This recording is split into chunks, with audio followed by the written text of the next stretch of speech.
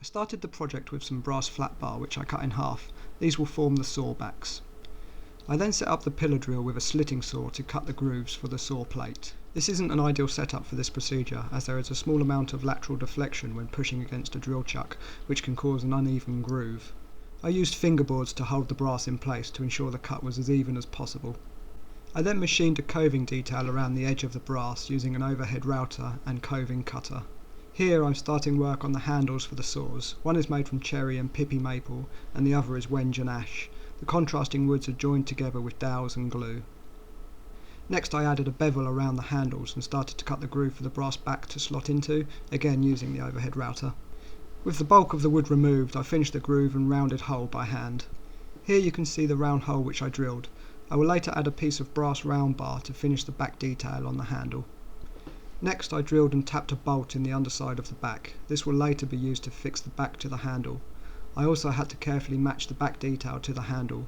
I used the bandsaw to roughly cut the shape, then hand filed it to fit. I then started work on the brass bows that will be inlaid into the handles.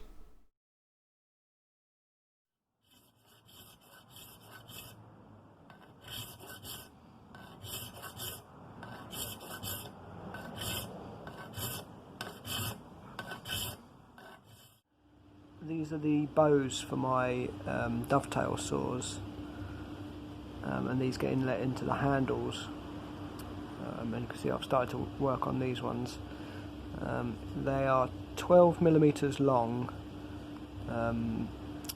by 4mm at the widest point, and they taper down to 2mm.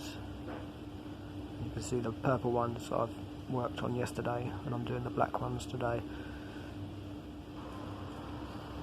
So what I do is use the safety edge on the file just to come into the centre. Just start picking up that centre line.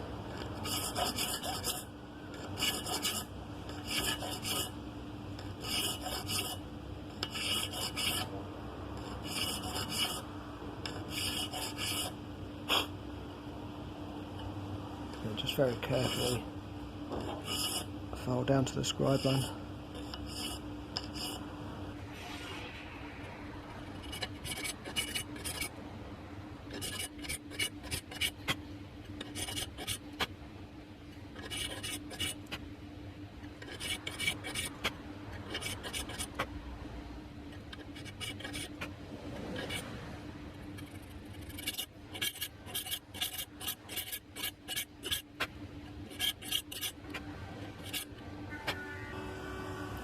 And then once I've filed one side, I flip the safety edge over and I just start very close to the last line and I just leave a tiny little bit, 1/2 millimetre of brass, and I leave that in because it gives a leading edge so the file doesn't keep on slipping over. So that tiny little bit of brass holds the file in place. And I can work on this side.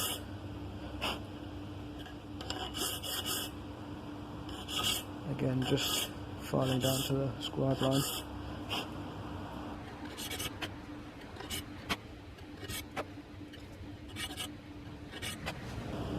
And then when I'm there, what I can then do is turn that safety part of the file down onto the flat.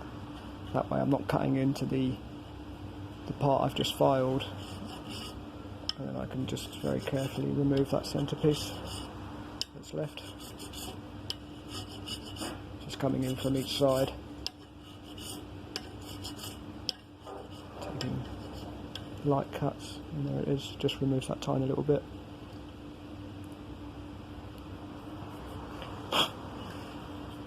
Then what I'll do next is I'll just come in with a very fine needle file.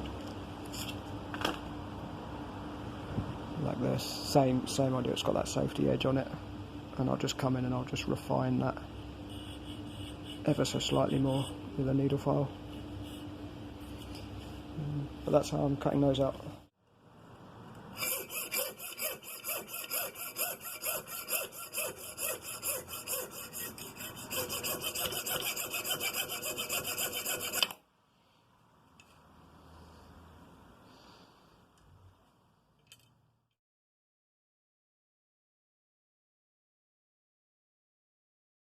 So I'm just starting to cut these brass bows into the handle now.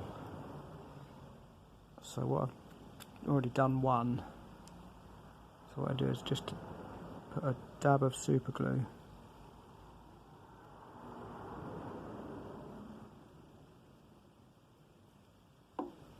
there.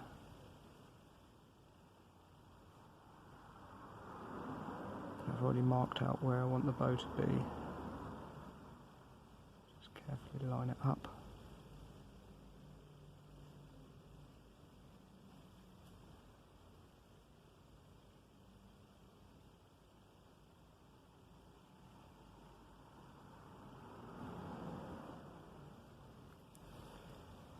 And then just hold that there, let that super glue go off for a few seconds.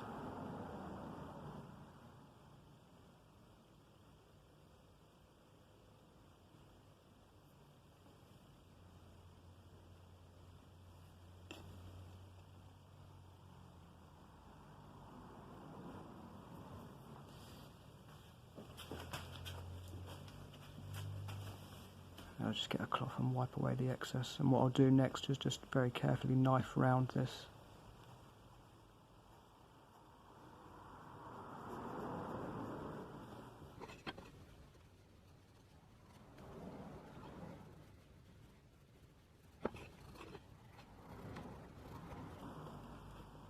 Just make sure that's really nice down tight.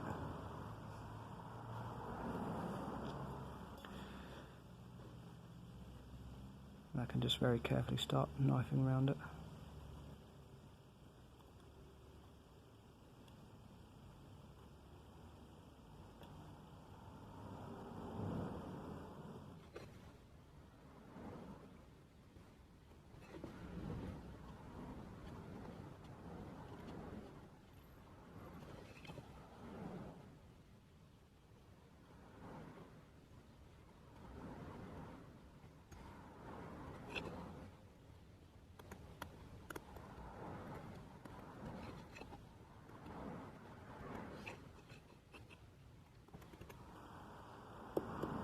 This is Wenge and Ash, which aren't the best woods for doing delicate inlays like this because they're so open grain. It makes it a little bit more difficult because pieces want to break off past the knife line.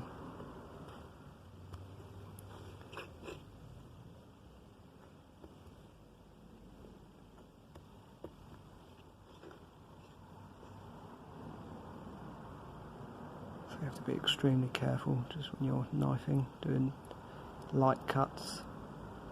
Don't try and go full depth on the first pass. You want to just do nice light cuts with the blade.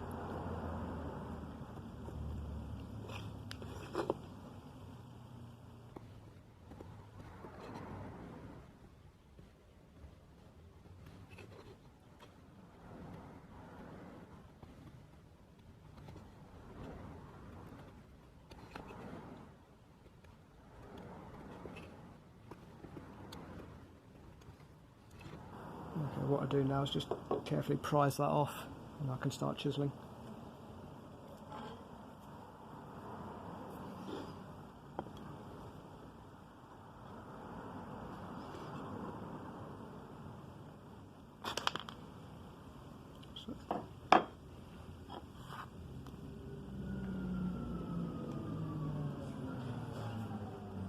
So I can see my knife lines now, so I'm just going to very carefully start chiselling the waste away.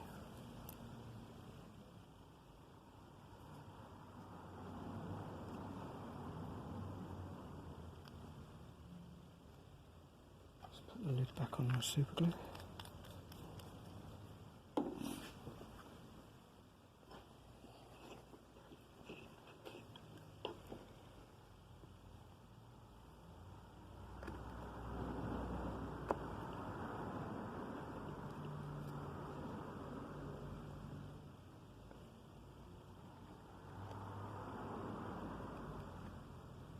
Start by just chiselling down to the knife wall, just to remove a little bit there first.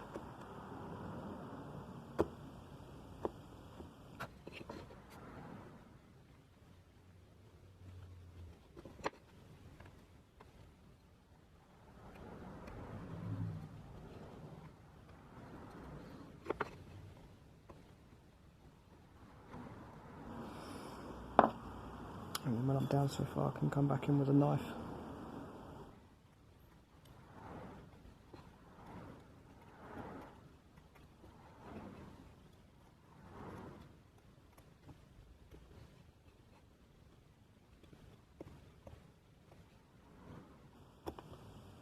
Just doing really light cuts.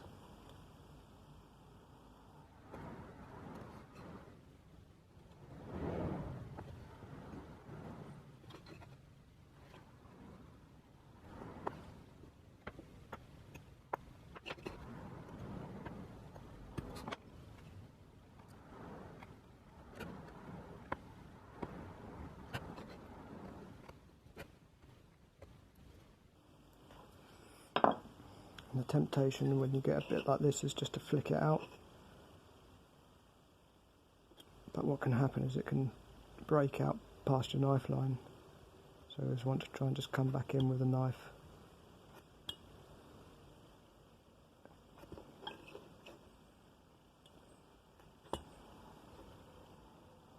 And cut right into the corners. It's normally right in the very corners. It's just holding on.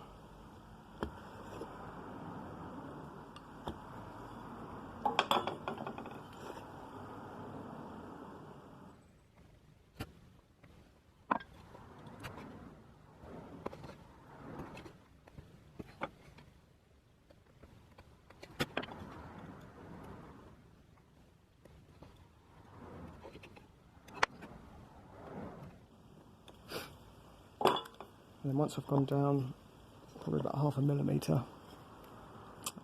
I've got this chisel that I've ground down to about 1 millimetre wide. It's probably maybe just under 1 millimetre. And I can use that to start taking out the middle.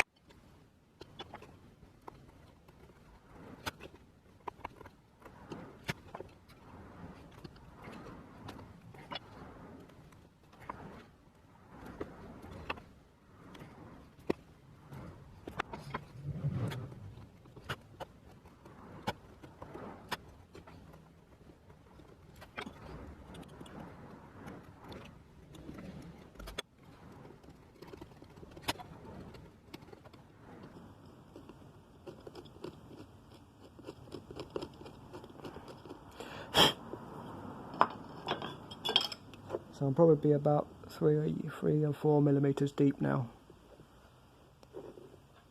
So I can just test fit the bow and see how it's looking. So take the bow and just drop it in.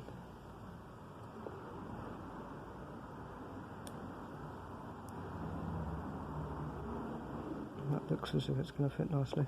I don't want to push it all the way in, so I need to glue it. If I was to push that all the way in, I wouldn't get it back out. And thankfully, I just had enough to put it back out. So I'm just going to check in the corners now, just to make sure there's no bits just in the very corners, because that will hold the bow out. That will stop it going full depth.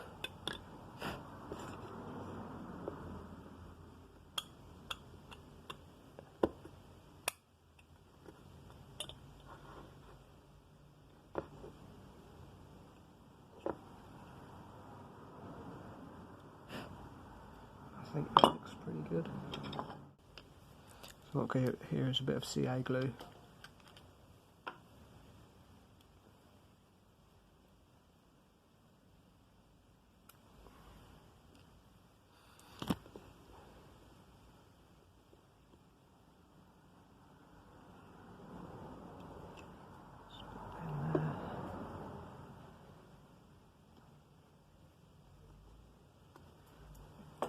Pop the bow in place, and I'm just going to use a G-clamp to press it in.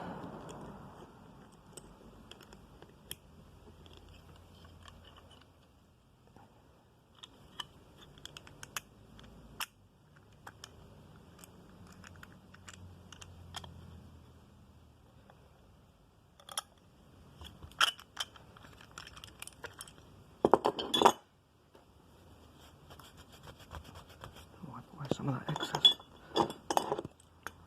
Have to work quite quickly because glue sets very fast.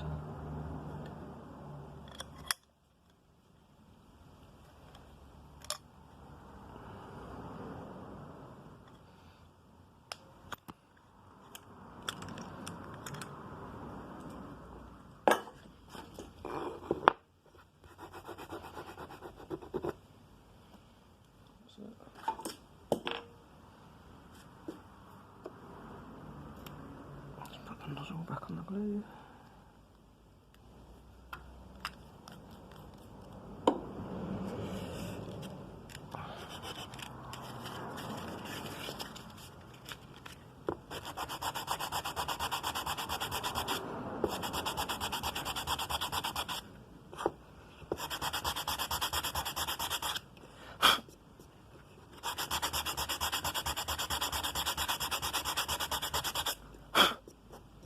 That's it. Wait for that glue to fully dry now, and I'll come back and start final finishing it.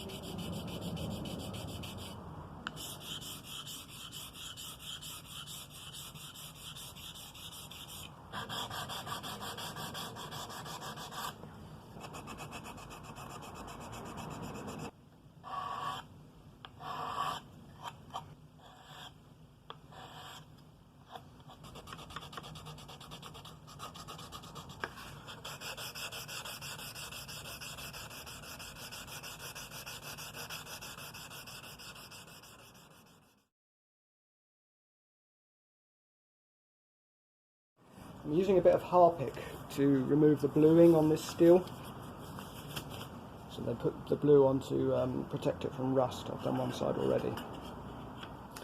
And I'm just put the Harpic on and just rub it in with a bit of wire wool. If you can see, it's removing the blue from the steel.